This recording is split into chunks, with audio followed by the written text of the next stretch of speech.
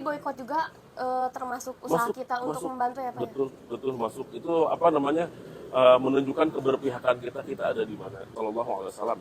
Aku mendengar dari Nabi Sallallahu Alaihi Wasallam, beliau mengatakan,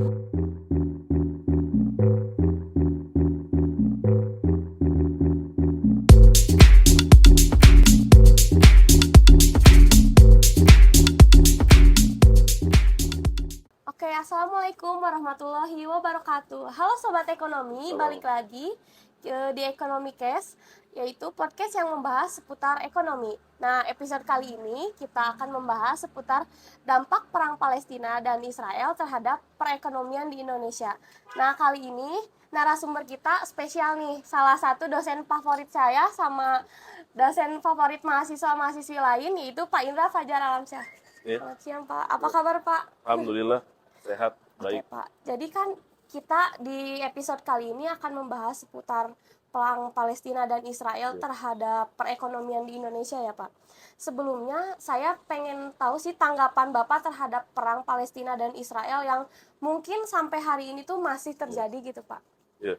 Jadi kalau menurut akademik sendiri gitu ya, kalau apa yang terjadi dalam ruang lingkup Israel Palestina hari ini itu kita menyebutnya mungkin tidak perang gitu. Karena kalau dalam kamus sosiologi gitu ya, dalam istilah perang itu dipastiin harus apple to apple gitu. Jadi misalkan konteksnya adalah negara melakukan konflik dengan negara lain gitu ya.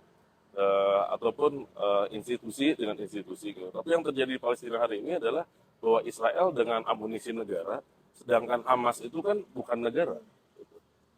bukan ofisial negara Palestinanya gitu. Tapi apa? Hanya lembaga di masyarakat gitu ya. Dan ya di qadarullah memang mereka punya yang namanya pos militer gitu ya, ataupun yang Brigadier Qassam itu gitu. Tapi itu tetap sumber dayanya kecil dan sumber dayanya swadaya seadanya gitu. Dibandingkan dengan Israel dengan dengan peralatan negara lengkap gitu, mereka berperang gitu. Nah, sedangkan Hamas itu tidak di posisi negara. Maka dari itu saya tidak mengatakan perang itu, tapi lebih kepada bullying ya kalau teman-teman di sini ya kebayang senior dengan segala kekuatannya gitu dengan sumber daya BEM misalkan gitu. Ada baru mahasiswa masuk gitu, keceruk gitu ya. Suatu kelompok Iya, berarti ya Pak ya. dan coba melawan tuh yang senioritas juga dibullying, digungken gitu misalkan gitu ya, sama mahasiswa yang udah senior. Nah, itu posisinya kayak gitu. Jadi itu adalah bullying menurut saya pribadi gitu. Dan hari ini kita dipertontonkan itu sampai hari ini detik hari ini dan kodarulahnya adalah teman kuliah saya ketika S3 itu ada Dr. Ismail Abu Sada yang baru 2 hari lalu itu syahid rumahnya. Jadi setelah lulus kuliah beliau sempat ngajar juga, terus pulang ke Gaza dan berapa waktu itu 2 harian gitu, 2 hari dari kemarin itu karena bom rumahnya gitu. Dan beliau syahid gitu ya. Jadi semoga kita doakan beliau bersama para syuhada. Gitu mungkin dari pandangan saya. Oke Pak. Terus aku pengen tahu sih sebenarnya kita juga masih awam lah Pak ya Iya. terhadap perang-perang ini. Terus awal terjadinya tuh seperti apa sih Pak? Iya, jadi awal terjadinya itu adalah ketika zaman ini, ketika ada kekhilafan Utsmani runtuh itu pada 1924. Setelah itu kaum muslimin itu tanpa pemimpin, gitu ya. Jadi tanpa pemimpin dan ibarat anak ayam yang tidak ada induknya. Gitu. Dan mereka mencari-cari dan ternyata pada hari itu gitu ya, posisi Israel yang tidak punya negara itu diberikan gitu, atau diberikan harapan oleh Inggris gitu ya, dan beberapa sekutunya untuk menempati tanah Palestina. Karena Israel sendiri punya pandangan bahwa mereka tuh punya tanah yang dijanjikan gitu ya. Jadi karena di Yerusalem itu kan adalah sebagai dikatakan tanah suci bagi mereka. Nah, mereka merebut dengan paksa wilayah yang pada hari itu sudah ditempati turun-temurun selama ratusan tahun oleh orang Palestina gitu ya, sejak zaman Salahuddin Al-Ayyubi, gitu, zaman Umar bin Khattab itu sudah di sana warganya, dan itu direbut paksa gitu oleh Israel. Jadi sekitar 1948-an gitu. Jadi 48, 50, 60 dan sampai yang kita lihat di peristiwa Nakba ya, di peristiwa Nakba itu pengusiran luar biasa masyarakat Palestina keluar negara. Jadi ibaratnya mereka diusir dari tanah kelahiran mereka sendiri gitu ya. Dan itu direbut dengan paksa dan sampai hari ini seperti itu gitu. Jadi awal mulanya adalah perebutan tanah warga Palestina. Jadi itu tuh semakin meluas ya Pak. Awalnya hanya beberapa wilayah Ya, saja, jadi betul, makin meluas, betul. makin meluas. Jadi pertama kali mereka datang tuh hanya beberapa ini gitu ya, berapa koloni gitu. Tapi setelah itu mereka mengundang lagi, datang lagi, dan itu memperluas. Makanya setiap ada perluasan wilayah mereka, dipastikan akan ada tadi, ada pembantaian masyarakat yang tidak mau pindah gitu ya. Ada apa namanya kezoliman di sana dan seperti itu sehingga hari ini gitu terus berlangsung. Sekarang ini marak banget kan Pak produk-produk di Ya, boykot betul. Israel kayak misalnya Starbucks atau apa. Bahkan ada beberapa minimarket yang menutup gitu kayak Ya, produk ini Israel gitu ya. sampai ada aplikasinya buat nge-scan kalau ini tuh nggak boleh. Nah itu menurut Bapak itu tuh salah satu bentuk untuk membantu teman-teman kita saudara-saudara kita Ya. di Palestina nggak sih Iya, Pak? betul gitu. Jadi dan ada yang berapa mungkin ya tanda kutip atau nyinyir semacam gitu ya. Lu boykot nggak ngaruh lu gitu kan Iya iya. misalkan gitu ya. Boykot nggak ngaruh. Israel tuh pendapatannya bukan dari produk-produk apa namanya yang consumer goods yang selama hari ini kita dapat gitu ya. Ya memang secara fakta memang secara fiskal mereka gitu ya, kalau kita lihat lah di apa namanya di financial report kementerian mereka itu 40% itu dari intermediate products. Jadi intermediate products itu misalkan yang paling mereka terkenal itu adalah chip komputer canggih. Jadi mereka tuh jualannya chip komputer canggih. Nah, chip komputer canggih itu dibeli sama perusahaan-perusahaan komputer ataupun smartphone yang kita pakai gitu. Dan itu adalah ekspor terbesar mereka gitu. Memang betul gitu. Tapi tetap yang apa namanya aliran-aliran daripada consumer good ataupun barang-barang jadi yang selama hari ini kita ada di tengah-tengah kita itu pun tidak menutup apa namanya tidak menutup kemungkinan bisa benar-benar merugikan mereka gitu.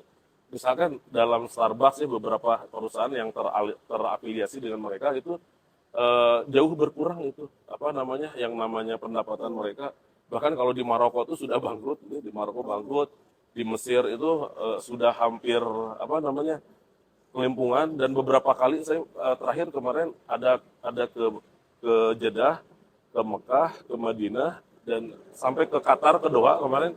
Dalam perjalanan itu saya melihat hampir dipastikan produk-produk yang terafiliasi itu tidak dipenuhi oleh orang. Jadi ya sepi gitu, sangat sepi gitu. Jadi ketika melihat ya memang ada ininya, dan itulah usaha kita, karena kita kan maksudnya kalau dalam ilmu ekonomi itu kita itu adalah sektor rumah tangga gitu. Kita tuh bukan sektor negara, peran kita ternyata adalah sektor rumah tangga, dan sektor rumah tangga tuh nggak bisa gitu kayak militer datang ke sana gitu ya. Apa namanya kalau kata Nabi kan, kalau dalam kitab Arba'in An-Nawawiyah itu ada di hadis nomor 34 gitu ya, An Abi Sa'id Al-Khudri radhiyallahu an. Jadi dari jalur sahabat Abu Sa'id Al-Khudri gitu ya. Kalau beliau mengatakan gitu, sami itu Rasulullah Shallallahu Alaihi Wasallam. Aku mendengar dari Nabi Shallallahu Alaihi Wasallam, beliau mengatakan man ra'a minkum munkaron. Jadi barang siapa yang melihat kemungkaran, gitu ya, kata Nabi, apa fal yughayyirhu biyadihi. Apa namanya cegah itu dengan tangan. Jadi fa'in lam yastati. Jadi kalau misalkan nggak bisa gimana? Pakai apa? Fabilisanihi gitu. Jadi dengan lisan gitu. Nah, jadi kalau tadi dengan tangan itu maksudnya apa? Kalau dalam konteks Israel ini kita dengan tangan kita tidak membeli produk-produk yang terafiliasi Israel tadi. Itu yang sebaik-baiknya yang bisa kita lakukan. Gitu. Kalau nggak bisa gitu, tadi fabilisanihi dengan apa? Lisan. Dan lisan hari ini adalah dengan jempol kita. Ya makanya kemarin ada muncul apa? Julid fisabilillah gitu ya. Kalau di Indonesia itu dengan ini Pak julid juga gitu ya. Sampai tentara Israel pada ini apa namanya depresi ya, itu Iya. komennya tuh 18.000 sekali komen tuh. Karena netizen Indonesia luar biasa gitu. Dan itu pun menurut saya pribadi dengan psychological war itu masuk nih teman-teman gitu dengan lisan tadi gitu. Nah kalau misalkan dengan lisan nggak bisa tadi fabi qalbihi. Ya, dengan apa? Dengan hati. Jadi diem aja gitu. Nah itu kata Nabi apa? Wazalika an-aful iman. Itu adalah selemah-lemahnya iman. Nah, jadi pilihannya itu tadi kalau kita dengan diam saja ya, dengan tidak mengiyakan itu selemah-lemahnya iman. Tapi kalau kita masih bisa sampai boikot tadi itu dipastikan bahwa kita apa dari mengikuti apa yang kata Nabi, ketika melihat kemungkaran diubah dengan biadihi dengan tangan. Seperti itu. Jadi boykot juga termasuk usaha kita untuk membantu ya Pak ya? Betul, betul masuk. Itu apa namanya menunjukkan keberpihakan kita ada di mana. Gitu. Terus Pak, kan banyak juga ya sekarang banyak karyawan-karyawan yang di Iya, PHK. betul. Terkait ini kemarin juga sempat ada kan Betul. perusahaan Nestle gitu kan, Betul. karyawannya banyak yang di PHK. Itu tuh kan berarti rada merugikan Indonesia Iya, juga kan betul. Pak, menurut Betul. Bapak gimana? Secara jangka pendek memang itu merugikan teman-teman gitu. Langsung ada apa namanya PHK massal gitu ya. Orang-orang jadi apa namanya kehilangan pekerjaan mereka yang sebelumnya mereka udah kerja di perusahaan-perusahaan yang terafiliasi dengan Israel. Tapi kalau kita lihat secara long run gitu, jangka panjang teman-teman coba lihat beberapa produk substitute-nya apa namanya kayak McDonald's ataupun kayak Starbucks itu coba lihat teman-teman warung-warung lokal yang asalnya itu mungkin selalu kalah pamor dengan beberapa brand internasional. Kenapa? Misalkan karena konsumen kita pun rata-rata senangnya tuh yang udah brandnya ini gitu Iya, ya, yang yang besar. udah ini Starbucks itu nongkrong di McD gitu. Tapi ternyata hari ini justru bahwa UMKM Indonesia yang produk lokal gitu, misalkan contoh kemarin yang di Jakarta tuh ada Lawless Burger teman-teman. Lawless Burger itu produk lokal gitu ya, UMKM bener gitu ya. Tapi UMKM tuh bukan ini apa usaha maneh kumaha maneh gitu. Bukan ya. Kalau di kita kalau di FEB mungkin Sama. ada beberapa mahasiswa yang Pak UMKM Pak gitu. Sama maneh kumaha maneh itu bukan ya. Itu tuh usaha mikro kecil gitu ya sampai menengah. Nah, usaha mikro itu teman-teman kalau kita lihat hari ini bertumbuh banyak subur dan mereka tuh bertumbuh luar biasa. Jadi ada kalau saya lihat perhatikan kemarin beberapa produk yang substitute-nya kayak McDonald's itu sampai tumbuh 130% penjualan mereka gitu.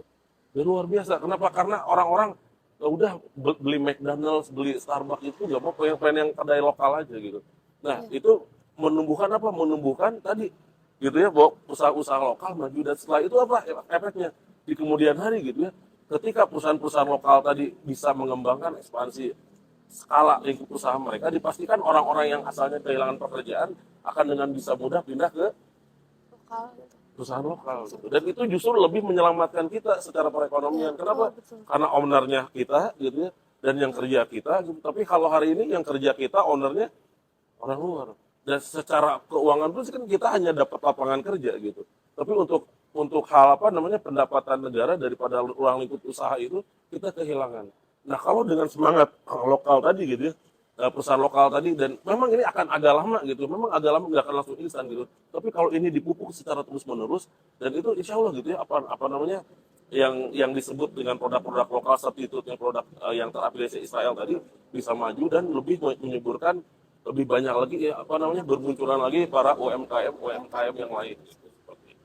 Jadi dengan boykot ini tuh bisa menaikkan UMKM di Indonesia juga ya Menurut Pak ya? saya pribadi Bisa. dengan apa yang saya lihat langsung gitu ya dengan beberapa kasus teman-teman yang juga mahasiswa punya kopi gitu ya, dan terus beberapa teman juga saya bisnis burger kayak gitu dan itu cukup apa namanya cukup terlihat gitu skala penjualan mereka gitu dan kalau ini tidak dijadikan semacam apa ya kalau dalam ekonomi itu ada reaksionis gitu jadi sekarang karena reaksi ada ini kita udah aja pakai ini kita nggak tapi kalau kedepannya kalau ini bukan cuma sekadar reaksi apa namanya reaksi sementara gitu ya kalau ini bisa menjadi kesadaran sendiri dari masyarakat untuk menumbuhkan UMKM lokal itu dipastiin teman-teman gitu ya bahwa UMKM kita tuh bisa naik ini apa namanya eskalasinya akan naik gitu dan itu memang membutuhkan kesadaran masyarakat dan nanti mungkin kan masyarakat terbuka iya ternyata yang rasa lokal tuh nggak kalah gitu ya dengan rasa yang tadi produk-produk yang terafiliasi dengan Oke. Israel seperti itu Terus sekarang kan Pak, mungkin Indonesia juga udah mulai ketar-ketir lah ya ya ibaratnya Pak, takutnya misalnya inflasinya naik betul terkait itu.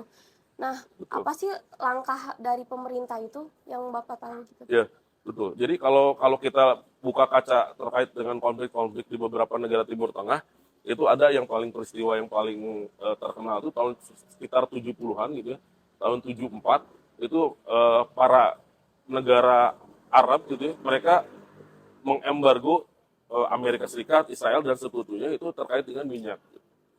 Akhirnya apa? Karena kita sendiri bahwa hari ini ketergantungan dengan produk-produk dari negara-negara tersebut. Itu banyak sekali gitu dari mulai kendaraan otomotif ataupun mesin-mesin canggih gitu ya, kita sering tergantung dengan mereka gitu. Apalagi komponen elektronik gitu ya. Nah, ketika misalkan negara-negara Arab tadi melakukan embargo lagi gitu ya, dan dipastikan ketika embargo misalkan dari yang asalnya sekitar berapa dolar per barrel itu kan bisa naik 100 kali lipat biasanya tuh. Atau sorry 100% naik gitu ya. Kayak tahun 74. Dan itu hasilnya apa? Bahwa masyarakat dunia sampai ada satu negara tuh inflasinya tuh 20% dalam setahun. Kebayang coba, inflasi 20% dalam setahun itu ibaratnya eh, naik seperempat ya. Jadi misalkan yang biasanya beli ini sejuta, tiba-tiba jadi 1.250.000. Yang asalnya biasanya kita beli 10 juta jadi 12.500.000. Itu sangat apa namanya, sangat tidak baik itu untuk kondisi masyarakat. Tapi sekali lagi bahwa kalau kita lihat dari jangka pendek gitu ya, dari jangka pendek memang hal seperti itu akan langsung merugikan kita. Terutama di kita tuh kan negara konsumen gitu ya. Ketika kita apa namanya menjadi negara konsumen dan sudah terbiasa melakukan konsumsi karena enak sudah ada gitu ya, semuanya tinggal kita beli gitu. Nah itu pasti langsung terasa gitu. Tapi ketika kita mungkin gitu ya menaikkan skala kita bukan hanya untuk negara konsumen misalkan gitu, tiba-tiba ada satu kekuatan di negara kita misalkan nanti dalam dalam lingkup Kementerian Perekonomian itu mengatakan gini misalkan, daripada kayak gini terus nih karena konflik ini kan nggak bisa kita prediksi misalkan kayak kemarin Ukraina Rusia gitu, Israel Palestina dan lain-lain. Gimana kalau kita membangun industri berat kita dari awal gitu. Industri berat itu maksudnya industri manufaktur gitu. Industri manufaktur yang udah pernah kita bikin sebelumnya apa? Tahun 95 tuh kita membuat pesawat terbang. Itu Gatot Kaca N berapa ya kalau serinya saya lupa. Itu Jakarta New York tanpa transit dan bagus pesawatnya itu.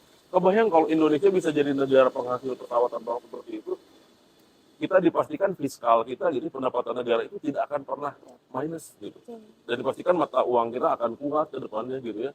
Nah, itulah yang pernah hampir terjadi kepada kita. Tapi apa yang terjadi? Kita diabolisi oleh keuangan apa namanya? Lembaga kayak semacam IMF gitu ya, bahwa kita tidak boleh gitu menjadi negara seperti itu. Nah, dan kita pada hari itu memang menurut saja karena kondisinya memang ya udahlah kita beli dari luar saja kalau gitu. Nah, mungkin pada hari ini bisa jadi gitu ketika long run nanti ada salah satu mungkin gitu pemimpin yang dan jajarannya itu melakukan revolutionary system gitu ya, dan melihat bahwa Indonesia itu bisa lagi gitu kayak seperti itu dan bisa meningkatkan perekonomian mereka bukan hanya dari sudut konsumsi. Jadi kalau misalkan sekarang iya gitu inflasi hari ini tuh membahayakan konsumsi masyarakat itu. Tapi kalau secara logika panjangnya, kalau kita yang mau berbenah dengan negara gitu, kita melihat ada peluang ke depannya gitu. Ada peluang apa tadi? Memang awalnya harus susah gitu kita. Tapi ke depannya itu ada peluang tadi kita bisa menjadi negara industri. Gitu. Oke. Jadi Pak, ekspor impor di Indonesia juga bisa jadi terpengaruhi gitu ya Iya, Pak? betul. Dengan berkurangnya kita mengimpor produk-produk tadi gitu ya dari Israel yang terafiliasi Israel, artinya apa? Impor kita berkurang gitu. Dan setiap impor yang berkurang itu kan memang bagus untuk apa namanya untuk perekonomian Indonesia. Artinya dari balance gitu ya dari impor dan ekspor kita akan bagus itu menurut saya pribadi gitu. Memang tidak akan langsung terasa karena yang terbanyak dari kita impor itu kan yang paling memakan anggaran banyak itu adalah industri otomotif. Gitu. Makanya kalau kemarin ketika saya riset di Turki itu negara Turki ketika saya mengunjungi kota Bursa itu sedang menggarap mobil nasional lagi. Mereka pernah punya dulu mobil nasional tapi gagal dan sekarang menggarap lagi namanya apa ya kalau nggak salah kemarin itu TOG ya namanya OGG nggak tahu artinya apa gitu mobilnya nggak jelas mungkin menurut saya pribadi gitu. Tapi ketika lihat pabriknya, ketika lihat gimana cara mereka desain mobilnya, ini kayaknya serius gitu. Kenapa? Karena mereka rasa bahwa beban impor yang mereka tanggung dari otomotif itu membuat miskin gitu. Mata uang lira tuh kalau di Eropa gitu, mata uang bisa dikatakan mata uang yang paling rendah gitu. 1 lira tuh 500 rupiah.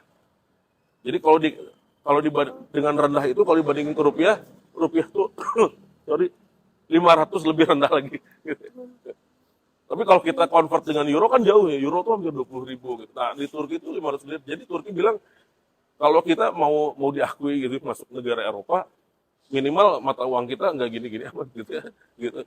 Tidak apa namanya seperti uang monopoli kalau kata orang Eropa gitu. Nah akhirnya apa? Mereka tadi membangun sentra industri mobil nasional gitu untuk mengurangi ketergantungan masyarakat Turki terhadap mobil-mobil impor gitu. Nah mungkin Indonesia ke depannya juga bakal punya peluang seperti itu karena melihat peluang bahwa fiskal Indonesia gitu dengan beban impor yang terlalu banyak dari sektor otomotif, kita akan mikir untuk tadi gitu ya berpikir revolusioner. Jadi Pak, sekarang langkah awal apa sih yang buat bisa Indonesia itu survive gitu Ya, di masa sekarang ini ya. tuh? Kalau kalau kalau langkah awal yang untuk jangka pendek menurut saya pribadi, karena Indonesia itu memang hampir sekitar di atas 60% ya, tulang punggung ekonominya itu tadi UMKM ya, bukan yang usaha mandiri keuangannya gitu. Tapi yang usaha mikro ya, Usaha kecil mikro dan kecil. menengah, menurut saya pribadi adalah fokus ke situ. Hmm. Buat izin usaha itu menjadi mudah gitu, dari pemerintah sendiri buat izin usaha menjadi mudah. Terus ringankan beban pajak gitu, Iya. ringankan beban pajak. Ini Benar-benar. baru mau bikin usaha baru untung dikit, wah lihat Pajaknya laporan besar. pajak gitu ya udah, wah ini udah Betul. nggak bener ini. Tadi gitu permudah urusan-urusan administrasi seperti misalnya sertifikasi halal gitu ya. Dan itu saya sendiri kerasa ketika di LPPM saya ada satu pusat, yaitu adalah pusat inkubator dan bisnis, ketuanya dari prodi ekonomi pembangunan ya, Bu Dr. Dewi gitu, Bu Dr. Dewi Rahmi. Dan ketika membantu beliau saya melihat gitu ya bahwa rata-rata mindset yang ada di pengusaha itu rata-rata ketika mau mengurus izin usaha itu apa coba? Wah ribet, pokoknya wah gitu. Nah itu tuh harus ada usaha dari pemerintah untuk tadi melakukan izin usaha, pajak, sertifikasi halal gitu ya, dan dan beberapa hal yang sifatnya administratif itu harus dimudahkan sehingga orang-orang tuh gencar untuk apa namanya membangun UMKM yang benar gitu, bukan hanya sekadar jualan bikin udah gitu lasut gitu ya kan enggak gitu, tapi harus berkesinambungan. Nah itu untuk daya tahan jangka pendek menurut saya kita mengandalkan UMKM dulu gitu. Tapi untuk long run jangka panjangnya adalah tadi industri manufaktur. Kita harus bisa menjadi negara yang punya industri manufaktur gitu. Ya kalau misalkan nggak bisa kayak dulu 95 kita punya pesawat, ya minimal pesawat orang alik yang jangka pendek yang pakai apa Polecer gitu ya. Itu juga udah cukup Oke, teman-teman gitu. Ya, iya karena siap. apa? Karena Jerman aja gitu ya dengan punya jualan mobil aja mereka udah surplus itu pendapatan negara mereka gitu. Dan bahkan kalau teman-teman tahu gitu ya, makanan pokok mereka tuh semuanya impor. Mereka tuh nggak ada bikin sendiri untuk makanan, mereka tuh ya udah nggak apa-apa impor juga yang gitu gitu. Tapi kita mah udah bisa jualan mobil gitu. Indonesia coba apa? Mobil nggak bisa gitu ya, bawang impor gitu, beras impor. Nah itulah yang jadi salah satu problem kita gitu. Jadi kalau misalkan pengen yang receh-recehnya impor, berarti kita harus punya satu sektor manufaktur yang kuat adalah produksi sendiri gitu. Itu tuh jangka panjang, tapi jangka pendeknya adalah kita fokus pada permudah UMKM gitu untuk Mudah survive lapangan tenaga lapangan kerja di masyarakat.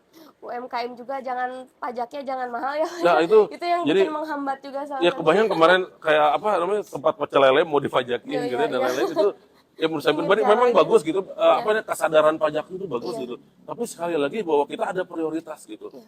ibaratnya dispensasi gitu kayak mahasiswa yang kemarin apa namanya ada magang industri gitu, magang Iya. itu kan boleh saya bilang nggak perlu ikut kelas saya offline gitu, nggak perlu gitu saya bilang gitu, ada dispensasi. Nah saya rasa pemerintah pun dengan kebijakan ekonomi harus bisa melakukan dispensasi seperti itu gitu. Kenapa gitu? Karena kalau tanpa kebijakan dispensasi seperti itu gitu ya, ini nggak akan jalan gitu. Karena UMKM itu ibaratnya bayi kecil ya, jadi yang bayi kecil coba begitu apa namanya kita harus dia suruh lari sama orang-orang yang udah pakai dasi gitu, Iya, yang iya. udah mau ke kantor gitu. Itu tuh kejar tuh, kamu bisa ayo gitu. Itu enggak, justru kita harus support dia. Iya. Kita pakai stroller, kita dorong, wah susul orang yang pakai dasi tadi. Iya, betul. Kita duluan bos gitu. Nah itu. Jadi kita memang harus full support ya kepada UMKM sendiri. Oke. Terus kita ini Pak sebagai mahasiswa tuh kan kayak mungkin pengen membantu juga gitu Ya, teman-teman di Palestina. betul. Itu caranya salah satunya dengan yang memboikot itu. Terus ada langkah-langkah lain nggak sih Ya, Pak kita sebagai mahasiswa? kalau saya pribadi gitu ya, kalau lihat potensi mahasiswa itu kan sebenarnya ada di knowledge ya. Iya. Ya, jadi ada di knowledge dan itu adalah apa? Karena kita sekali lagi bahwa untuk proses perubahannya kalau dalam sociological culture gitu ya, yang namanya perubahan tuh dibangun berdasarkan dua hal gitu ya. Jadi yang pertama itu adalah opini gitu. Dan yang kedua itu adalah apa namanya? Aksi yang punya kuah itu yang punya kekuatan, misalkan militer. Kita lihat revolusi Bolshevik di Rusia itu kan dipicu sama militer gitu ya. Revolusi kemarin di Timur Tengah, Arab Spring juga militer gitu ya.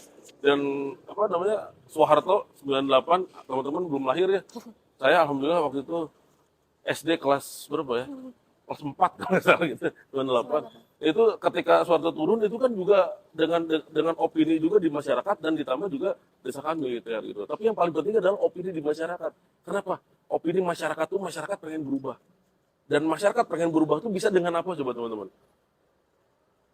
dengan knowledge yang dikirim dengan apa? Tulisan. Nah, mahasiswa tuh punya potensi untuk ke situ menurut saya pribadi gitu ya. Mereka bisa nulis, mereka bisa bikin apa namanya? Kayak kalau sekarang mah bukan cuma nulis, bikin short video kayak TikTok gitu ya. Lu masih mau dukung Israel aja lu, misalkan gitu ya, dengan ekspresi yang ini mungkin kan nyadarin orang itu bisa itu dengan knowledge. Ini faktanya. Kalau teman-teman lihat yang channel YouTube yang sepulang sekolah ya, teman-teman lihat gitu. Itu menurut saya kontennya full knowledge gitu. Itu anak SMA teman-teman, maksudnya konten-kontennya anak SMA gitu. Tapi viewersnya puluhan ribu gitu, bahkan ratusan ribu dalam konteks karena mereka tuh itu simple knowledge yang mereka sampaikan ke orang. Jadi kayak kalau dulu mah ada zaman buku pintar gitu ya, buku pintar zaman dulu gitu untuk kita kecil zaman 90-an itu. Nah, mereka tuh cuma nyampein ada apa yang ada di situ gitu. Dan dengan fakta-fakta yang ada hari ini mereka bikin bikin konten yang singkat dan itu mudah memahamkan masyarakat. Rata-rata anak-anak sekolah baca itu tuh atau sorry dengar itu tuh seneng. Nah, mahasiswa tuh potensinya menurut saya di situ untuk menggerakkan opini di masyarakat bahwa kita tuh harus support Palestina dan kita nggak boleh diam. Gitu, untuk di mahasiswa sendiri. Oke Pak, terima kasih ya yang sekarang ini apa ya, pembahasan kita cukup sangat memberikan wawasan juga gitu yang bermanfaat bagi kita. Jadi buat teman-teman semua, kita sebagai mahasiswa itu dengan kemampuan pengetahuan kita, misalnya dengan membuat video, dengan mendukung Palestina itu juga bisa membantu teman-teman di sana ya Pak ya. Betul. Terus dengan boykot juga kita juga bisa membantu sedikitnya gitu ya Pak ya. Sedikitnya gitu. Mungkin cukup sekian ya ekonomi case kita kali ini. Terima kasih yang sudah menonton. Wassalamualaikum warahmatullahi wabarakatuh. Waalaikumsalam warahmatullahi wabarakatuh. Terima kasih banyak ya Pak ya.